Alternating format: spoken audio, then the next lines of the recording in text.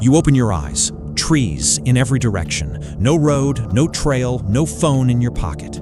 You don't know how you got here. You don't know which way leads home. You are lost. For 99% of human history, this wasn't a nightmare. It was Tuesday. No compass, no GPS, no word in most languages for north. So how did a species with nothing but its own eyes and memory manage to spread across every continent on Earth without dying lost in the woods? Stay with me. The answer is stranger than you think. Your first instinct standing in that forest is to start walking. Pick a direction, just move. That's the most dangerous thing you could do. Without a fixed reference point, your body can't walk in a straight line. One leg is slightly longer in stride. You drift, slowly, invisibly, you curve, and end up walking in a circle, sometimes crossing your own footprints hours later, convinced you've been making progress the whole time. So if blind walking is a death sentence, how did people survive being lost for hundreds of thousands of years before anyone invented a compass? The answer starts with a strange idea. The world itself was the map. You just had to know how to read it. Moss doesn't grow evenly around a tree. Wind has dominant seasonal patterns, and trees bend permanently in response over years. Rivers always run downhill, and downhill tends eventually toward people, because humans have always settled near water. None of this needs a tool. It needs attention, the one skill modern life has almost completely erased from us. But land reading has a brutal limit. It only works where there's land. What happens with nothing to read at all? What happens at sea?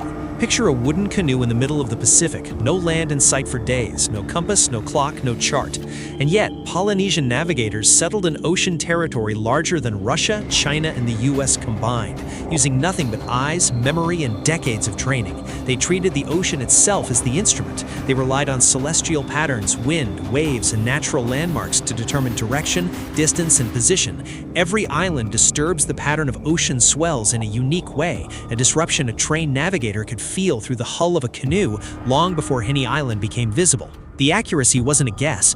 Researchers estimate an error of less than 1% of distance traveled.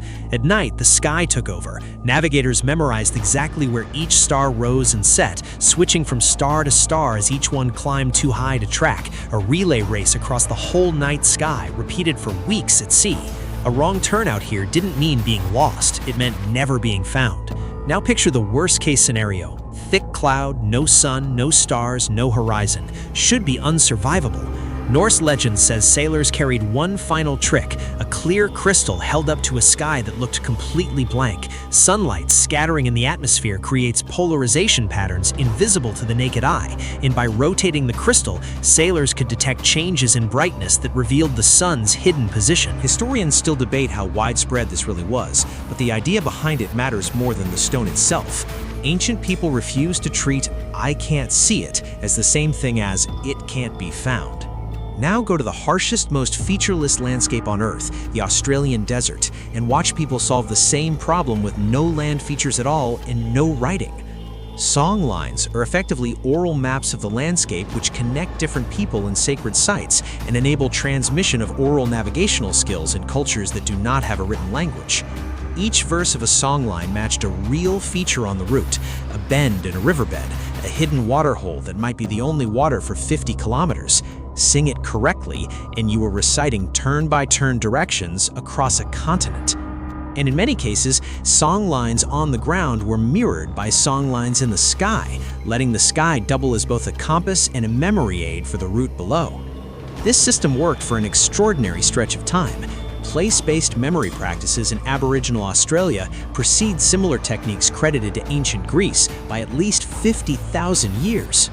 Three completely different solutions: waves, stars, song, but all built on the same underlying idea. The tool was never the point. Attention was.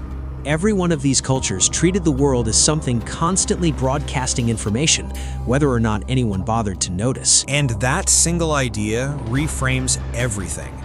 Researchers studying songline traditions argue something striking. Human memory may never have evolved to work in isolation. It's shaped through ongoing relationship with land, story, and movement. Modern memory palace tricks used by memory champions today work for the exact same reason. We didn't invent them. We rediscovered something our ancestors never stopped using. So what would your ancestors actually do standing where you are right now? They wouldn't panic into motion. They'd stop and start reading. The slant of the light, the lean of the trees, the faint pull of water downhill. Every detail treated like a sentence in a language they'd spent a lifetime learning. We didn't lose this ability because we're less capable. We lost it because we built tools so reliable that the skill quietly atrophied from disuse.